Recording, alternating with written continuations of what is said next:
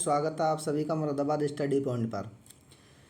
तो प्यारे विद्यार्थियों, आज हम विज्ञान के मोस्ट इम्पोर्टेंट क्वेश्चन पर डिस्कस करते हैं कि मोस्ट इम्पोर्टेंट क्वेश्चन किस टाइप से हो सकते हैं। ठीक है, तो पहला क्वेश्चन है हमारा।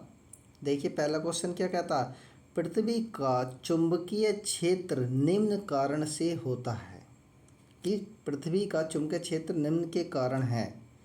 चुंबकीय क्षेत्र किसके कारण है, ये ऑप्शन है हमारे।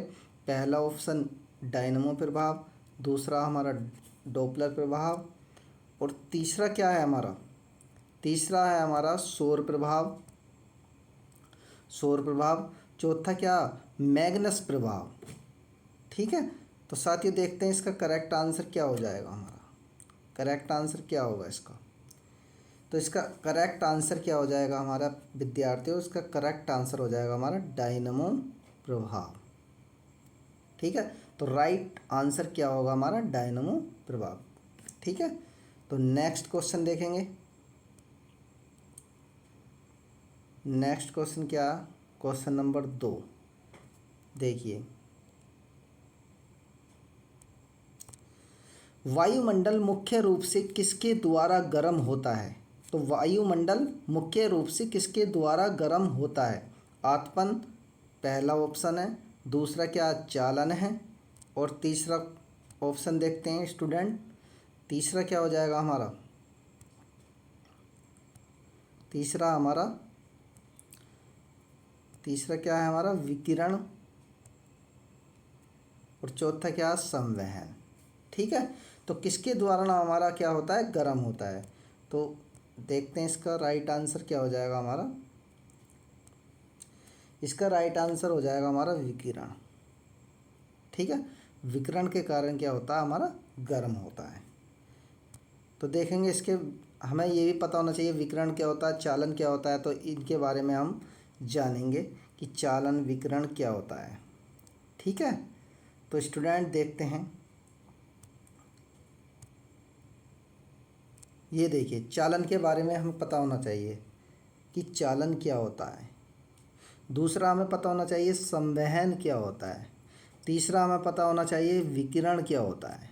ठीक है, तो आणविक कंपन के द्वारा, ये देखिए आणविक कंपन के द्वारा ऊष्मा एक स्थान से दूसरे स्थान पर अपव्ययित होती है या ट्रांसफ़र होती है।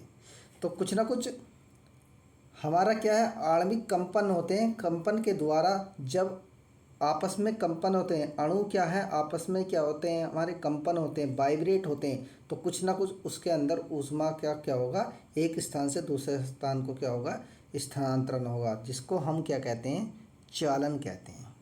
ठीक, दूसरा क्या है, दूसरा पॉइंट देखिए संवहन क्या होता है।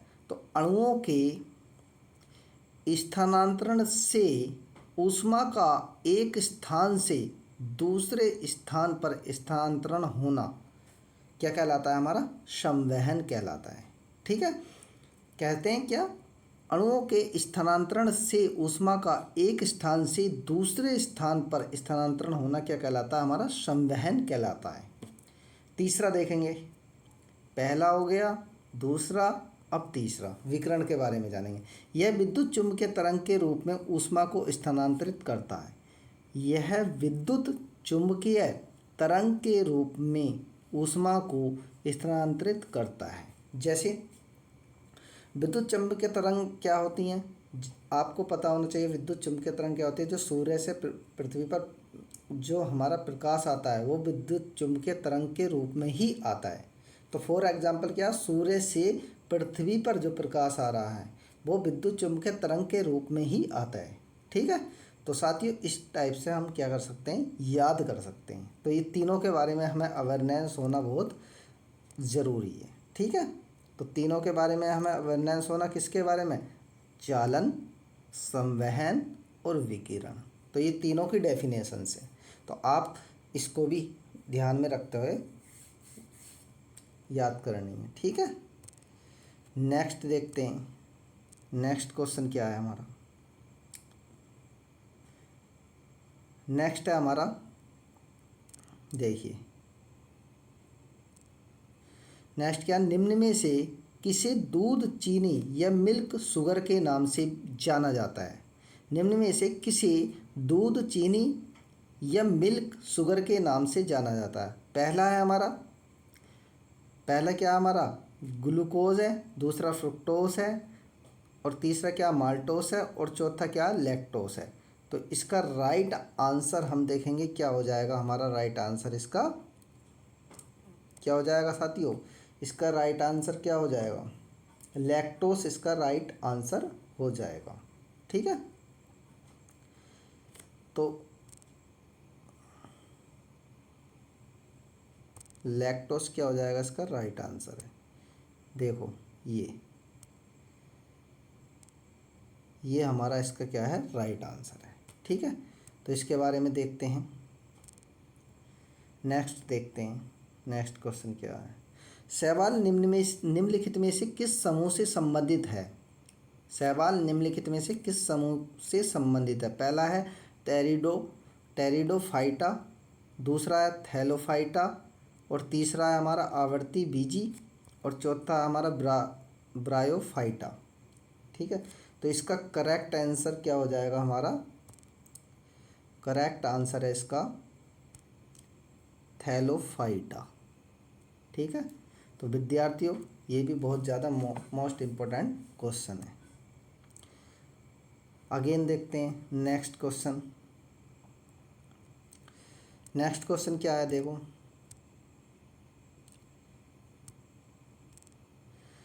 फाउल पॉक्स रोग ज़्यादातर निम्नलिखित में से किस प्रजाति को प्रभावित करता है?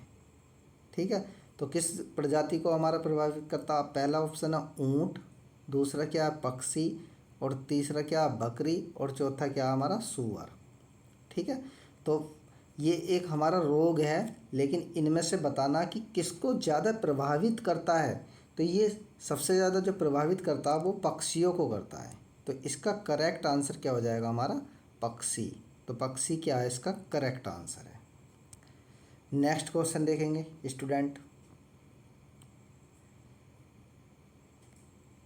नेक्स्ट क्वेश्चन क्या? देखो, वह कौन सी प्रक्रिया है जिसके द्वारा किसी गैस को ठोस में परिवर्तित किया जाता है? ठीक है, वह कौन सी प्रक्रिया है जिसके द्वारा किसी गैस को ठोस में परिवर्तित किया जाता है? तो पहला ऑप्शन है हमारा निक्षेपण, दूसरा है ऊर्ध्वपातन, तीसरा वाष्पीकरण है, और चौथा क्या है? हमारा हिमकरण है। ठीक है, तो इसका राइट आंसर क्या हो जाएगा स्टूडेंट? इसका राइट आंसर हो जाएगा हमारा निक्षेपण। ये इसका करेक्ट आंसर है। ठीक है, आगे देखते हैं नेक्स्ट।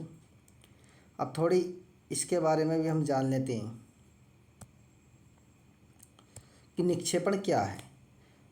प्यारे साथियों, निक्षेपण वह प्रक्रिया है जिसके द्वारा गैस को ठोस में परिवर्तित किया जाता है। तो निक्षेपण के द्वारा क्या कर सकते हैं हम? कोई गैस है, गैस को हम ठोस में परिवर्तित कर सकते हैं। ठीक है, एक निक्षेपण हो गया पहला पॉइंट। दूसरा पॉइंट देखेंगे ऊर्ध्वपातन। तो ऊर्ध्वपातन वह प्रक्रिया है जिसके द्वारा एक ठोस को द्रव में परिवर्तित किए बिना सीधे गैस में परिवर्तित किया जाता है। तो कहने का मीन्स ये है, ऊर्ध्वपातन वह प्रक्रिया है जिसके द्वारा एक ठोस को द्रव में परिवर्तित नहीं करना है, लेकिन द्रव में परिवर्तित किए बिना ही सीधे गैस में परिवर्तित कर देना है। इसको हम कहते हैं ऊर्ध्वपातन। ठीक है, तो ये ऊर्ध्वपातन की क्या है? डेफिनेशन है। तीसरा पॉइंट क्या? वाष्पीकरण। ठोस या द्रव को, देखो वाष्पीकरण क्या होता है? ठोस या द्रव को गैस में बदलने की एक प्रक्रिया है। ठोस या द्रव को गैस में बदलने की एक प्रक्रिया क्या कहलाती है? वाष्पीकरण कहलाती है। जैसे आपने देखा होगा कोई भी हमारा बर्तन है, अगर हम पानी को गर्म करते हैं, द्रव ही तो होता है पानी। ठीक है, उसको अगर गर्म करते हैं तो उसके द्वारा कुछ ना कुछ वाष्प हमारी क्या वाष्प उत्पन्न हो जाती है। ठीक है, भाप जिसको बोलते हैं, तो वो एक प्रकार की गैस ही तो है। तो द्रव को किस में? गैस में परिवर्तन है। इसका मतलब वो वाष्पीकरण का क्या है? एग्जाम्पल है। ठीक है, नेक्स्ट पॉइंट देखेंगे। इसके बारे में भी जान लेना चाहिए हमें कि हिमकरण क्या होता है। तो प्यारे साथियों, हिमकरण पर द्रव को ठोस में बदलने की एक प्रक्रिया है। हिमकरण हिमांक पर द्रव को ठोस में बदलने की एक प्रक्रिया है। ठीक है, नेक्स्ट क्वेश्चन देखते हैं।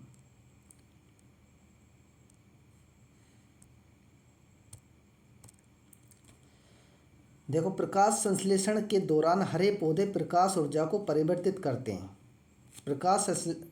प्रकाश संश्लेषण के दौरान हरे पौधे प्रकाश ऊर्जा को परिवर्तित करते हैं। ये बहुत ज़्यादा मोस्ट इम्पोर्टेंट क्वेश्चन है, very very most important question है, very very most important question है।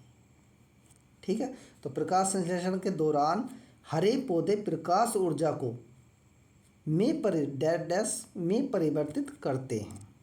ठीक है, तो पहला है हमारा, पहला देखिए रासायनिक ऊर्जा में, दूसरा क्या भौतिक ऊर्जा में, और तीसरा क्या हमारा दोनों में, एक और दो दोनों, या ना ही एक सही ना ही दो सही। तो इसका करेक्ट आंसर क्या हो जाएगा हमारा, कभी भी ध्यान रखना, प्रकाश संश्लेषण के दौरान हरे पौधे प्रकाश ऊर्जा को रासायनिक ऊर्जा में परिवर्तित करते हैं। तो इसका करेक्ट आंसर क्या हो जाएगा हमारा साथियों, रासायनिक ऊर्जा। तो very very most important question है ये। ठीक है, एग्ज़ाम पॉइंट ऑफ व्यू से किसी भी एग्ज़ाम में आने की पूर्णतः संभावना है। देखिए नेक्स्ट क्वेश्चन, अब इसके बारे में जान लो थोड़ा सा, प्रकाश संश्लेषण क्या होता है। देखो, प्रकाश संश्लेषण के बारे में जानना चाहिए। प्रकाश संश्लेषण एक ऐसी प्रक्रिया है जिसके द्वारा हरे पौधे और कुछ अन्य जीव प्रकाश ऊर्जा को रासायनिक ऊर्जा में बदलते हैं। ठीक है, तो ये भी हमारा ध्यान रखने वाली बातें हैं। इसकी एक डेफिनेशंस है। ठीक है, जिससे कि हमें अवेयरनेस हो जाए कि प्रकाश संश्लेषण क्या है। प्रकाश संश्लेषण एक ऐसी प्रक्रिया है जिसके द्वारा हरे पौधे और कुछ अन्य जीव प्रकाश ऊर्जा को रासायनिक ऊर्जा में बदलते हैं। ठीक है विद्यार्थियों, नेक्स्ट देखते हैं। नेक्स्ट क्वेश्चन देखें, हमारी आँखों में प्रवेश करने वाली, हमारी आँखों में प्रवेश करने वाली, देखो हमारी आँखों में प्रवेश करने वाली अधिकतर प्रकाश किरणों के अपवर्तन के लिए निम्नलिखित में से कौन उत्तरदायी है। ठीक है, तो पहला ऑप्शन है हमारा रेटिना, पहला क्या है हमारा रेटिना, दूसरा है हमारा परितारिका, और तीसरा कॉर्निया, और चौथा क्या हमारा नेत्रगोलक। तो इसका करेक्ट आंसर विद्यार्थियों क्या हो जाएगा, इसका करेक्ट आंसर है हमारा कॉर्निया। ठीक है, इसका करेक्ट आंसर क्या है हमारा, कॉर्निया है। ठीक है, तो कॉर्निया के बारे में देखो, हमारी आंखों में प्रवेश करने वाले अधिकतर प्रकाश किरणों के अपवर्तन के लिए कॉर्निया, क्योंकि कोई भी वस्तु हमें तब दिखाई देती है जब हमारा प्रतिबिंब किस पर बनता है, हमारा कॉर्निया पर बनता है। ठीक है, जो हमारी आँख की ब्लैक जो पुतली होती है उसको हम कॉर्निया बोलते हैं। ठीक है, तो प्यारे साथियों, आज तक की आज यहाँ तक ही रखते हैं, नेक्स्ट क्लास में देखेंगे बाकी क्वेश्चन। ठीक है, तो इसका करेक्ट आंसर क्या है, कॉर्निया हो जाएगा। थैंक यू विद्यार्थियों।